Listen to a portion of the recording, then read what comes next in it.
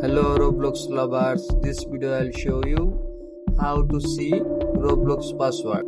First open Roblox, then click on three dot or more, scroll down and go to settings, then click on accounts info.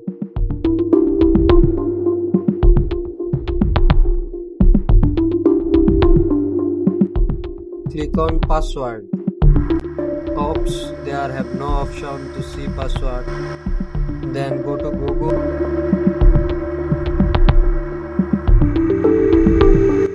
Click on manage your Google account.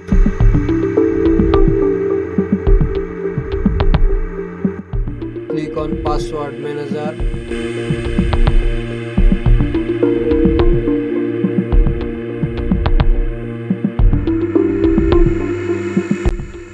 Then scroll down and tap on Roblox. If this video helped you, don't forget to like and subscribe my channel. Thank you.